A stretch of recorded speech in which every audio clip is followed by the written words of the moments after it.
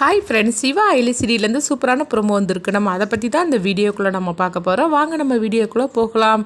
சிவாவை தான் காட்டுறாங்க. சிவா வந்து ஐலி கிட்ட சொல்கிறாங்க, உதய பெருமாள் தான் என்னுடைய அப்பா, நான் இப்போமே போய் சொல்ல போகிறேன் அப்படிங்கும்போது அப்போ ஐலி வந்து தடுக்கிறாங்க. இல்லை இப்போ நீங்கள் சொல்ல வேண்டாம் சீனியர் அப்படின்னு சொல்லி தடுக்கவும், என்ன ஐலின்னு நினச்சிட்டு இருக்கிற, எங்கள் அப்பாவை காணாமா நான் எவ்வளோ நாளாக நான் தவிச்சிருக்கிறேன், அது உனக்கு கூட தெரியும்ல, எங்கள் அப்பாவை கண்டுபிடிக்கிறதுக்காக நீயே எவ்வளோ கஷ்டப்பட்டுருக்கிற, இப்போ எங்கள் அப்பா யாருன்னு சொல்லி கண்டுபிடிச்சாச்சுது, இப்போ கூட நான் வந்து எங்கள் அப்பா கிட்ட போய் பேசலைன்னா எப்படி ஆகும் அப்படிங்கும்போது அப்போ ஐலி சொல்கிறாங்க, இல்லை ரித்தியாவுக்கும் கபிலனுக்கும் இப்போ தான் கல்யாணம் முடிஞ்சிருக்குது, இப்போமே நீங்கள் சொன்னீங்கன்னா இது ஒரு பெரிய ஒரு பிரச்சனையாக பூகம்பமாக எழுந்துரும், அதனால் நம்ம இதுக்கு வந்து சரியான சந்தர்ப்ப சூழ்நிலை பார்த்து தான் நம்ம இந்த விஷயத்தை பற்றி சொல்லணும், அதனால தான் நான் சொல்கிறேன், இப்போதைக்கு நீங்கள் சொல்ல வேண்டாம், நான் சொல்கிறது கேளுங்க அப்படிங்கவும் சிவாவுக்கு வந்து ரொம்பவே கஷ்டமாக தான் இருக்குது. ஆனால் ஐலி சொல்கிறதுலேயும் ஒரு வந்து உண்மை இருக்குது அப்படின்னு சொல்லிட்டு அவங்க வீட்டுக்கு கிளம்புறாங்க. அடுத்தவங்க பார்த்தோம்னா சிவா வந்து நேராக அவங்க அம்மாவோட ஃபோட்டோ பார்க்குறாங்க.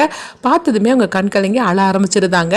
அம்மா அப்பாவை பார்த்துட்டம்மா, அப்பாவை கிடச்சிட்டாருமா எனக்கு, ஆனால் என்ன பண்ணுறதுக்கு, அப்பா கிட்ட போய் நான் தான் அவங்க மகன்னு சொல்ல முடியாத ஒரு சூழ்நிலை இருந்துட்டு இருக்கிறேன், எனக்கு இப்போவே அப்பா கிட்ட போய் பேசணும்னு சொல்லி எனக்கு ஆசையாக இருக்குதுமா அப்படின்னு சொல்லிக்கிட்டு சிவா வந்து அழுதுகிட்டு இருக்கிறாங்க. இங்கே பார்த்தோம்னா கபிலனும் ரித்திகாவும் வந்து அவங்க இந்திராணியோட வீட்டுக்கு போயிருந்தாங்க. அப்போ இந்திராணியை வந்து ரித்திகா எப்போ பார்த்தாலும் டீஸ் பண்ணுற மாதிரிக்கே அவங்க பேசிகிட்டு இருக்கிறாங்க. அப்போ வந்து ரித்திகாட்ட வந்து தேவநாயகி வந்து சொல்லிட்டு இருக்கிறாங்க, இங்கே பாரு ரித்திகா, உன்னுடைய நடவடிக்கையே சரியில்லை, நீ என்ன இருந்தாலும் சரிதான், இந்திராணி கிட்ட நீ இந்த மாதிரிக்கெல்லாம் நீ பேசிட்டு இருக்காத, அவள் வந்து எப்பவும் போல அவள் இப்படிலாம் இருக்க மாட்டா, ஏதோ அவள் இந்த அளவுக்கு நீ பேசுறதை கேட்டுட்டு அமைதியாக இருக்கிறது பெரிய விஷயமாக்கும், இந்திராணி என்ன முடிவெடுக்கிறாளோ அதுதான் இந்த வீட்டில் எல்லாருமே நாங்கள் கேட்டு நடப்போம், இதை நீ புரிஞ்சு வச்சுக்கோ, இந்திராணி கிட்ட நீ எந்த அளவுக்கு அன்பாக இருக்கிறியோ அவள் அந்த அளவுக்கு நீ என்ன கேட்டாலும் அவள் செஞ்சு கொடுப்பா, ஆனால் அவகிட்ட வந்து யாராவது இந்த மாதிரிக்கு முகத்தை காட்டினாக்கி அப்புறமா அவளுடைய சுயரபத்தை வந்து நீ இப்போ தாங்கிக்க முடியாது, அதனால இந்திராணி கிட்ட நீ எப்போவுமே வந்து கொஞ்சம் பணிஞ்ச மாதிரிக்கே நீ இருந்துக்கோ அப்படின்னு சொல்லவும், இது கிட்டதுமே ரித்தியாவுக்கு கோபமாக வந்துட்டு இருக்குது.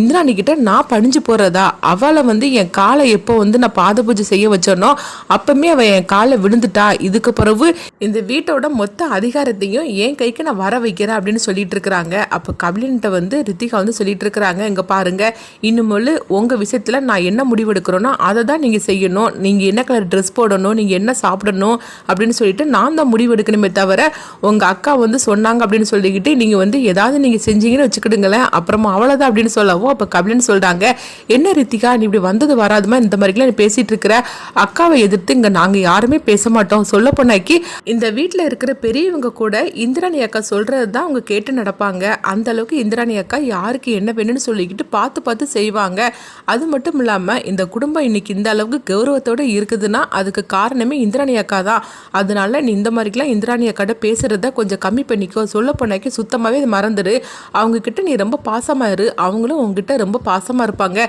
இன்னைக்கு இந்த வீட்டுக்கு நீ மருமகளாக வந்திருக்கிற, எனக்கு மனைவி வந்திருக்கிறேன்னா அது இந்திராணி அக்கா எடுத்த முடிவு தான், அதனால அதை நீ புரிஞ்சுக்கிட்டே நடந்துக்கும் அப்படிங்கவும், இதெல்லாம் பேசுனதுமே ரித்திகாவுக்கு வந்து ரொம்பவே எரிச்சலாக இருந்துட்டு இருக்குது.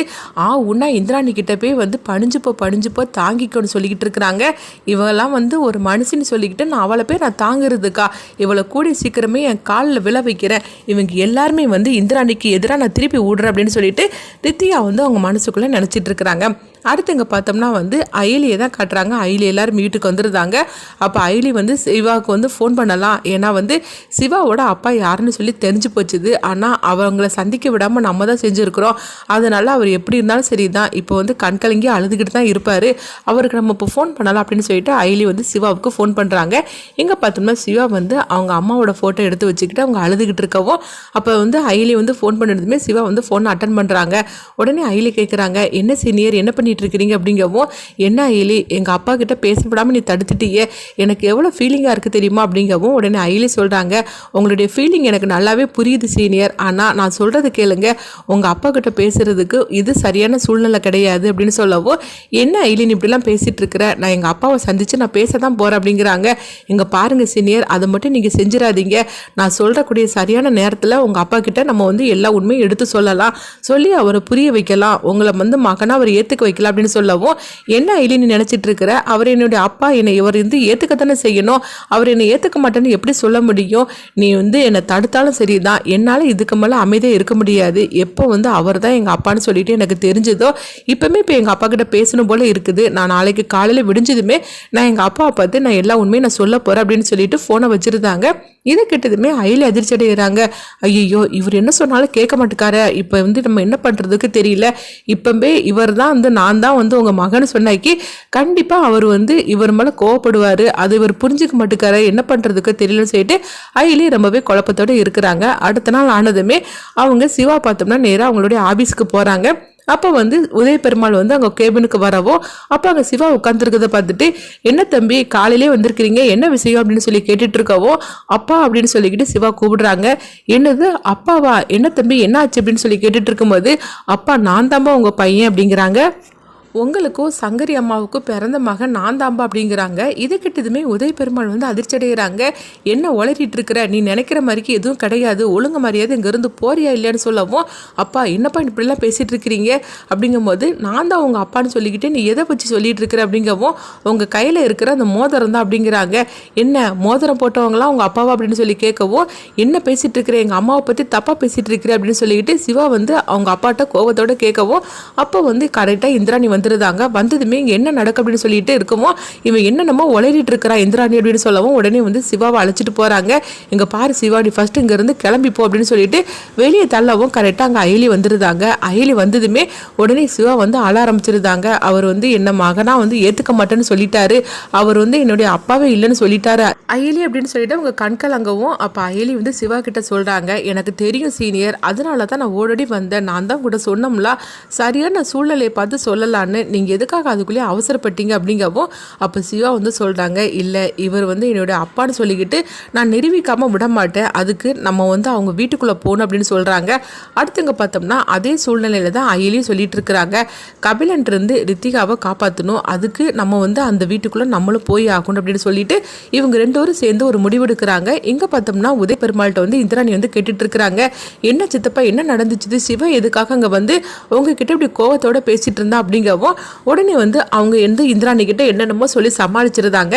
இந்திராணியை வந்து அதை கேட்டு நம்பிட்டு போகவும், இப்போ உதய பெருமாள் வந்து ரொம்பவே ஒரு இக்கட்டான நிலைமையில இருக்கிறாங்க. ஐயோ, இது என்னது, சிவா இந்த மாதிரி வந்து நின்றுட்டு இருக்கிறான், இப்போ இவனுக்கு நம்ம என்ன பதில் சொல்றதுக்குன்னு தெரியலையே, இப்படி ஒரு பிரச்சனை மட்டும் வீட்டுக்கு தெரிஞ்சிச்சுன்னா அவ்வளோதான், என்னுடைய நிலைமை என்ன ஆகுறதுக்கு, இப்போ என்ன பண்ணுறதுக்கு தெரியல அப்படின்னு சொல்லிட்டு உதய பெருமாள் வந்து ரொம்பவே வந்து பதட்டத்தோடு இருக்கிறாங்க.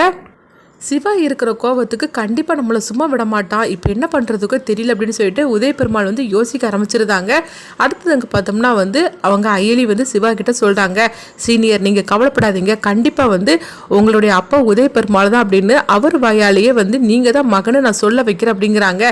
என்ன அயலி சொல்கிற, இது நடக்குமா அப்படின்னு சிவா கேட்கும்போது, நடக்கும், நடத்தி காட்டுற அப்படிங்கிறாங்க. இப்போ என்ன பண்ணுறதுக்கு அப்படின்னு சொல்லவும், அப்போது வந்து உடனே அயலி வந்து சிவா கிட்ட ஒரு திட்டத்தை பற்றி சொல்கிறாங்க. இதை கேட்டதுமே சிவா ஒரு பக்கம் வந்து அதிர்ச்சி அடைகிறாங்க, இன்னொரு பக்கம் அவங்கள சந்தோஷப்பட ஆரம்பிச்சிருந்தாங்க. என்னென்னு சொல்லி பார்த்தோம்னா, நம்ம கல்யாணம் பண்ணிக்கிட்ட மாதிரிக்கு நம்ம நடிக்கலாம் அப்படின்னு அயலி வந்து சிவா கிட்ட சொல்கிறாங்க.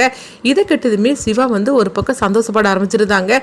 எப்படியோ அயலி வந்து கல்யாணம் பண்ணிக்கலாம்னு சொல்லிட்டாலே அப்படின்னு சொல்லிட்டு சந்தோஷப்படவும், ஆனால் இது எல்லாமே நடிப்புக்காக சொல்லிட்டு அதையும் சொல்லியிருக்கிறா அப்படின்னு சொல்லிட்டு அப்படி நினைக்கிறாங்க. ஆனாலும் வந்து நம்ம மனசை புரிஞ்சுக்கிட்டு நம்மளை ஏத்துப்பா அப்படின்னு சொல்லி நினைக்கிறாங்க. அயலி போடுற நாடகம் வந்து ஒர்க் அவுட் ஆகுமா, என்ன நடக்க போகுதுன்னு சொல்லி நம்மளும் வெயிட் பண்ணி பார்க்கலாம்.